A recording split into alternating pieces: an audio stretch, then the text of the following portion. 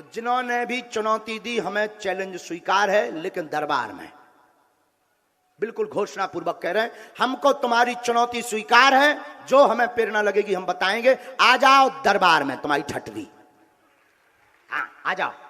फिर कल मत कहना कल और दरबार लगेगा, आ जाओ, खर्चा हम देंगे, सिक्योरिटी भी हम देंगे, सिक्योरिटी भी हम देंगे। हम पुलिस से निवेदन कर भी के 2-4 ठैया पुलिस वाले लगा दो, साकुशल घरे जावे, हम सिक्योरिटी भी देंगे, आदर भी देंगे, पनीर की सब्जी भी खवाएंगे, 2 मिर्चा भी खिलाएंगे, क्योंकि फिर मिर्चा तो लगेगा, 2 मिर्चा भी खिलाएंगे। और क्या सच में बागेश्वर धाम के पास बागेश्वर शक्तियाँ हैं या फिर इनका असली चेहरा कुछ और ही है?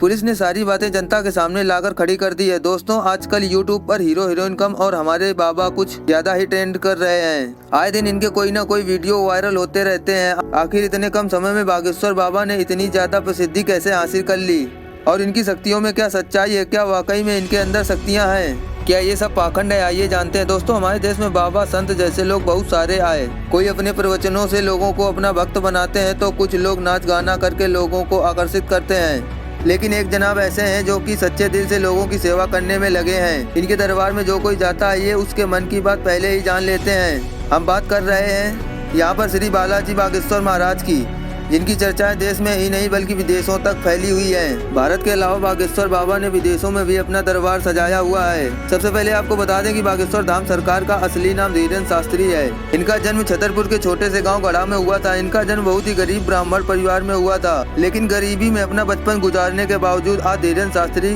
बड़े बड़े अरबपतियों को अपने दरबार में झुकाने की शक्ति रखते हैं। कहा जाता है कि धीरेन्द्र शास्त्री बालाजी के परम भक्त हैं और 12 साल की उम्र से ही इन्होंने बालाजी की सेवा शुरू कर दी थी।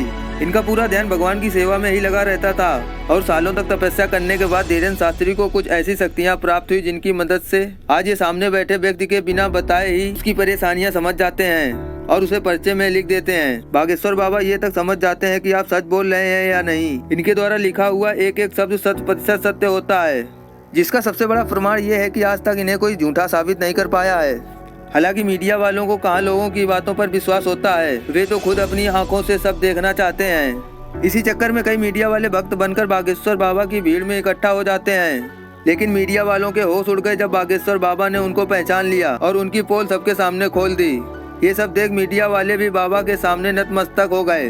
दोस्तों, कई महिलाएं तो इनके चेहरे को देखकर मोहित हो उठती हैं। इनकी जगह कोई दूसरा बाबा होता तो इस बात का जरूर फायदा उठाता, लेकिन बागेश्वर महाराज ऐसे नहीं हैं। उन्होंने ऐसे लोगों को हजारों लोगों के सामने माता और बेटी कहकर सम्मानित किया है।